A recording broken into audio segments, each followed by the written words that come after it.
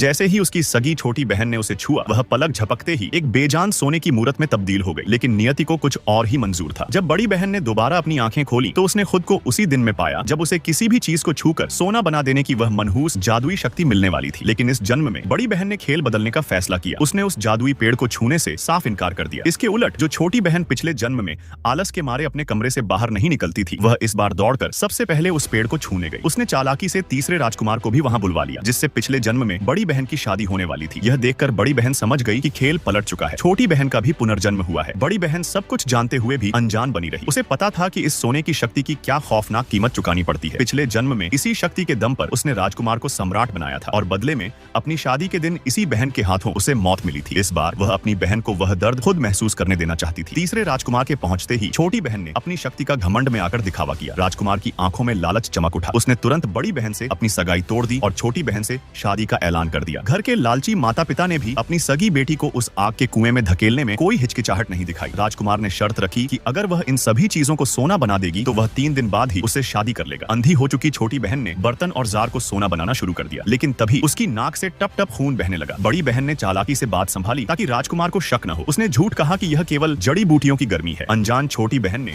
अपनी पूरी ताकत लगाकर एक विशाल फूलदान को सोना बनाया, लेकिन ऐसा करते ही वह बेहोश हो गई। उसके कानों और नाक से लगातार खून बहने लगा। माता पिता वैद्य बुलाना चाहते थे, लेकिन बड़ी बहन ने उन्हें डरा दिया कि अगर राजकुमार को इसकी कमजोरी का पता चला तो वह उसे महारानी नहीं बनाएगा। अगले दिन छोटी बहन उठी तो उसे अपनी शक्ति पर बड़ा घमंड था, लेकिन उसे भनक तक नहीं थी कि उसके पैरों पर लाशों पर पड़ने वाले सड़े हुए नीले धब्बे उभरने लगे थे। उधर दरबार में बाढ़ के कारण हाहाकार मचा था। सम्राट को 30 लाख सिक्कों की सख्त जरूरत थी। राजकुमार ने सिंहासन पाने के लालच में वादा कर दिया कि वह 3 दिन में यह रकम ले आएगा। वह तुरंत 30 लाख किलो पत्थर लेकर छोटी बहन के पास पहुंचा और सोना बनाने का हुक्म दिया। जैसे ही छोटी बहन ने पत्थरों को छुआ, उसकी हालत बिगड़ने लगी। उसने दर्द से तड़पते हुए आराम मांगा, लेकिन राजकुमार ने बेरहमी से उसके बाल पकड़े और काम जारी रखने को कहा। बड़ी बहन ने जानबूझकर बचाने का नाटक किया, जिससे छोटी बहन को लगा कि वह जल रही है। अपनी जिद में छोटी बहन ने अपनी जान दांव पर लगाकर 30 लाख का सोना तैयार कर दिया, लेकिन जब उसने खुद को देखा तो उसके पैरों तले जमीन खिसक गई। उसके बाल सफेद हो चुके थे और चेहरा एक झुर्रियों वाली बूढ़ी औरत जैसा हो गया था। इस शक्ति ने उसकी जिंदगी के 10 साल सोख लिए थे। वह पागलों की तरह चीखी, लेकिन राजकुमार ने झूठा दिलासा देकर सोना लिया और महल की ओर निकल गया। सम्राट ने खुश होकर राजकुमार को योंगशिन वांग बना दिया और एक नई शर्त रख दी। अगर तुम युद्ध के लिए 1 करोड़ की सैन्य निधि ला दोगे तो मैं तुम्हें क्राउन प्रिंस बना दूंगा। लालची राजकुमार लौट आया और नई चाल चली। मेरी प्यारी, सम्राट एक साधारण व्यापारी की बेटी को मेरी पत्नी नहीं बनने देंगे। अगर तुम्हारा परिवार 1 करोड़ का योगदान दे तो सम्राट मान जाएंगे। माता पिता के होश उड़ गए। 1 करोड़ के लिए उसे अपनी जिंदगी के 30 साल और गंवाने पड़ेंगे। बड़ी बहन चुपचाप यह तमाशा देख रही थी। अब यह खौफनाक जाल पूरी तरह से घमंडी छोटी बहन के गले का फंदा बन चुका था, जिसे उसने खुद अपने हाथों बुना था। पार्ट 2 के लिए वीडियो लाइक और चैनल